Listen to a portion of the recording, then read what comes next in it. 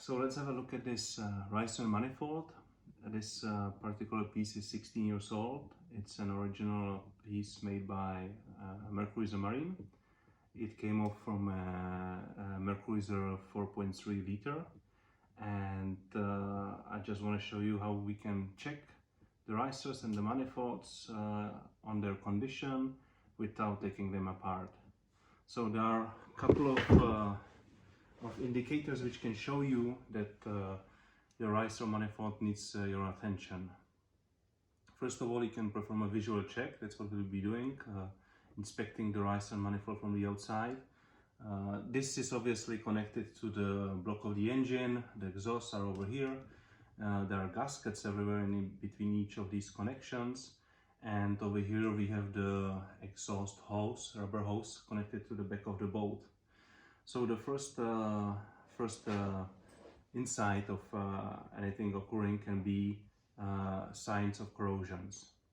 The biggest part of the corrosion is going to occur over here, where the rubber exhaust is mounted on the riser, and basically this edge will start to corrode like first, and there will be water intrusion under the hose, and it will result in paint chipping off and corrosion occurring over here.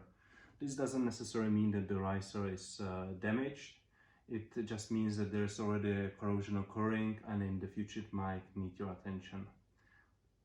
What you should definitely pay attention to is when corrosion occurs over here or over here on these gaskets, because these gaskets are connected pretty tightly. There's a gasket seal on them, and if corrosion occurs over here, it means that the water has eaten its way through the gasket, and it's starting to leak on the outside. So definitely this is another important way to check on the condition of the riser and the manifold. Another thing you can do is to regularly check the temperature of the manifolds.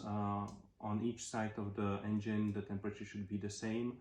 In case you're reading a higher temperature on one of the sides of the exhaust manifolds or risers, it means that maybe some passages inside are already blocked, either by salt or by corrosion, and the water is not cooling properly the exhaust fumes. So that's a third indicator of that something's wrong with the engine or with the manifolds and exhausts.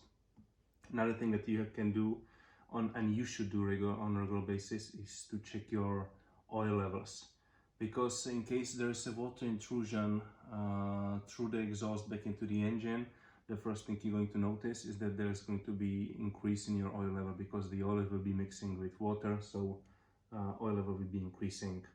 Also, you can check on the color of the oil, because normally the oil has this honey type of color.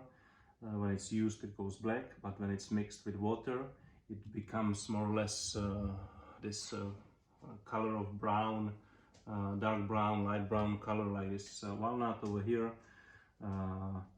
And this is definitely the worst scenario, meaning that the water intrusion is already occurring. Well, we have the advantage of having these two pieces taken apart. As you can see, I talked to you earlier about the corrosion on the exhaust hose. This is from the bottom side of the riser. You can see that there was water accumulating over here. The edge is completely corroded, and this was the first indication that something's occurring or that the riser needs your attention. Doesn't necessarily mean that it's bad, because as you can see, we've taken this apart, and you can see hopefully these passages are the ones where the water circulates and cools the fumes, and then it mixes over here. And if we look at them carefully, they are not that blocked. There's no salt accumulation, no debris, and the corrosion is basically only superficial. Despite looking like this, it's only superficial corrosion. If this will be sanded down, it will look much better. The same thing applies for these passages. This is where the water will be coming in, and they might look terrible, but actually they are in pretty good condition, because from the inside they're not that corroded. This is the dry joint manifold. Actually, The wet one has the passages in here which are much more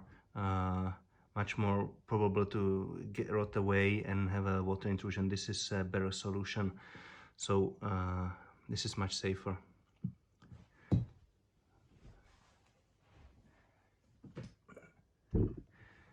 This part over here is the same. This is where the exhaust fumes come in. This is where the water is passing by. And in case you get a leak or crack in the exhaust manifold, if you look inside through here with a small lamp or something, you will see corrosion in here, and this is something that you should not be seeing, because this is only where the exhaust fumes are and the water is coming through here. They don't mix in here. So this can be dirty from the exhaust fumes, that's not a problem, but there should be no corrosion inside. If you see corrosion inside, that means that water's coming in here, and then it's coming through these exhaust back into the engine, through the exhaust valves, and you can get your engine hydrolocked. That's a serious issue. So can this piece be mounted back onto the boat? Yes, definitely yes. The condition is not that bad, and it can be used for a couple of years more. However, I'm not going to be doing this. I bought a new pair of risers and manifolds, which will be coming in about a month and a half by mail. They are not cheap, as you probably know. And these ones are not going to go to the junkyard or to the garbage. I'm going to save them just in case I have a failure on one of the new manifolds. So I have this one saved as a spare part. What I will be doing is that I will take off the gaskets, have everything sanded so it's nice and smooth, especially these parts where the pieces meet. This is going to be sanded, and I'm going to paint it over with heat resistant and corrosion preventive paint, and buy a new set of gaskets and store it just in case the new manifolds I buy fail. I don't think they will, but here in Czech Republic this set of manifolds is very expensive. It costs about 2,000 euros, which is twice as the standard market price, and they are not in stock. So if you want to get them from abroad, from United States, it costs half. It costs about 1,000 euros, including shipping and tax. But you have to wait for it 1.5 months, 2 months approximately, to get them in. So in case the new manifolds fails in the middle of the summer season, I don't want to be spending double the money or waiting 2 months for the risers manifolds to come in. So these ones are going to be stored away with new set of gaskets and prepared to jump into the service if needed. And if you take good care of your risers and manifolds, they should last a long time, because these ones are 16 years old and they look pretty good. They say on salt water it's more exposed to the corrosive agents, to the salt, and it should last about 5 to 6 years. But again, it's really up to you. If you take good care of the engine, if you flush it regularly, if you clean it, if you use salt away or different products to get all the salt out of the engine after the season, then there's no reason why this shouldn't last for many more years more. So that's about it. Hopefully this was useful. Now you can tell if your risers are good or bad before taking them down. Obviously the best thing you can do is always to take them down and inspect them from the inside. The set of gaskets is not that expensive. It's about one hour, 2 hour job to get them off the engine and back on again.